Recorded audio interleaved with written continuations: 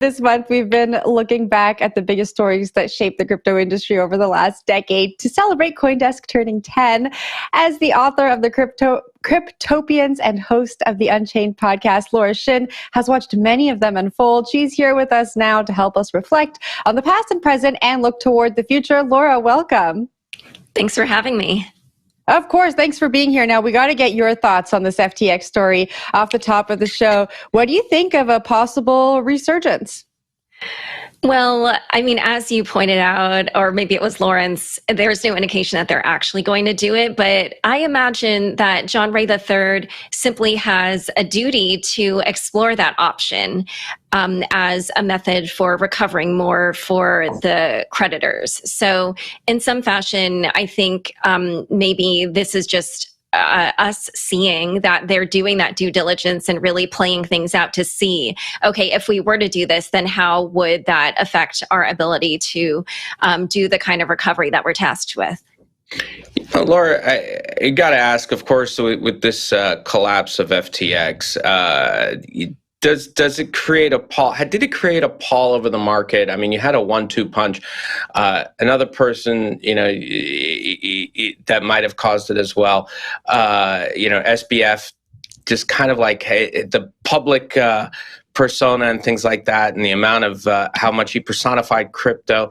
Did that kill or at least change the way in which the world will view crypto? It so far for sure has, simply because you're right that FTX had, I think, really been the first major exchange to do just a slew of different kinds of sponsorships that really reached out beyond the crypto community. They had the sponsorships with, obviously, they had the naming rights with the Miami Heat Arena. They had the deal with Major League Baseball. They signed all these big name stars like Tom Brady, Gisele Bündchen, Steph Curry, Naomi Osaka. The names go on. And so when you have that sort of like splashy presence in the mainstream, that's kind of who people think of when they think of crypto. And so I think what we have seen since the collapse of FTX is, for sure, there has been a backlash. There's been a lot of people that think that FTX represented the crypto community, that Sam Bankman-Fried himself represented the crypto community. I think a lot of people in the crypto community actually don't agree with that. We saw that playing out in the weeks before FTX's collapse, when there was so much pushback on Sam about how the digital commodity Consumer Protection Act, DCCPA bill that he was pushing would have treated DeFi.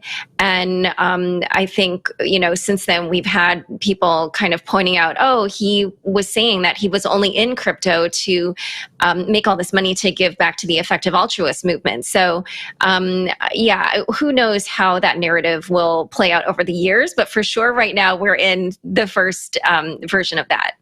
Yeah, he killed that philosophy as well, man. That is a one-man wrecking machine.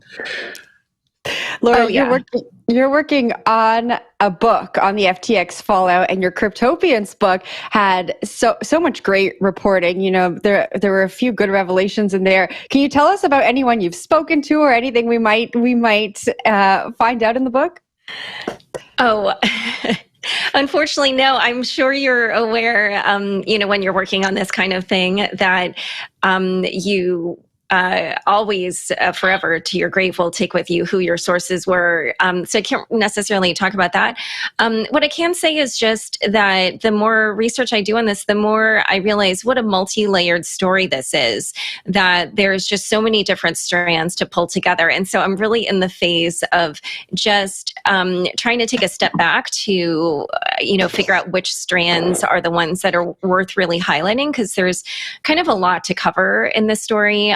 And I think even just, like putting it in the right context to understand the significance of it is going to be, probably where I'm going to be like keeping my focus so that I don't get drowned in all the details.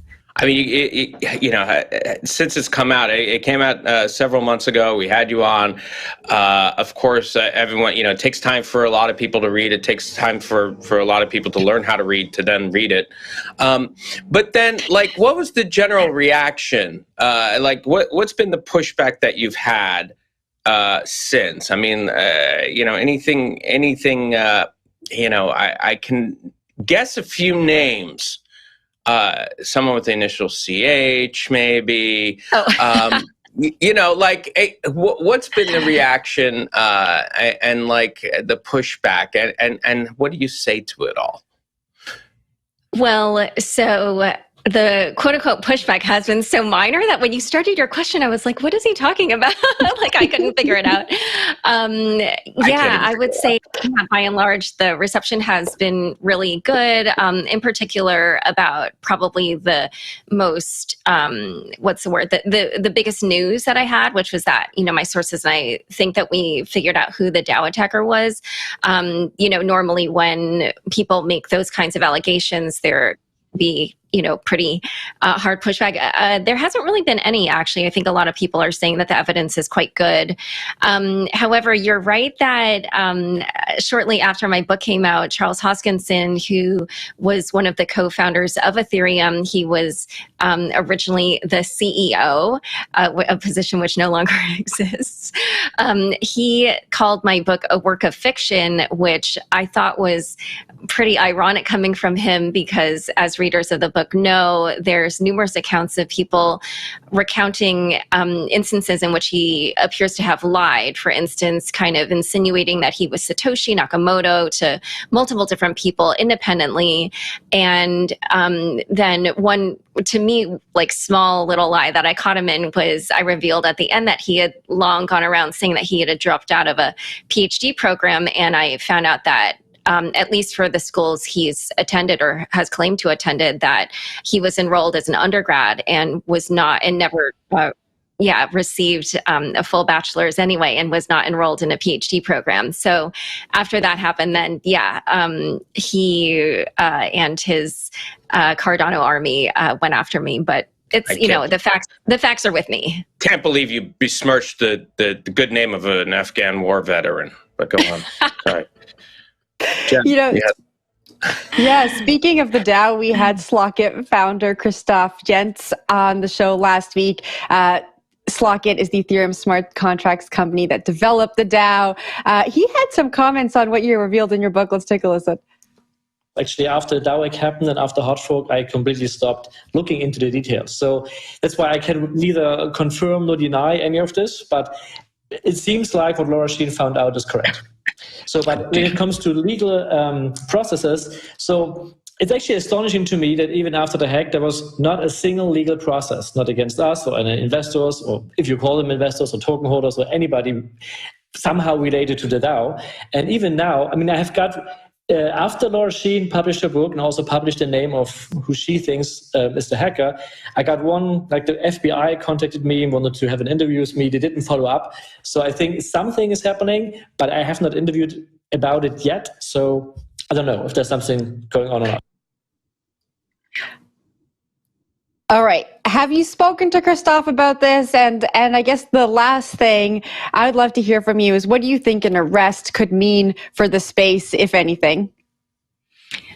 So I have not spoken to Christoph. When I saw that clip, I thought, oh, that's news to me.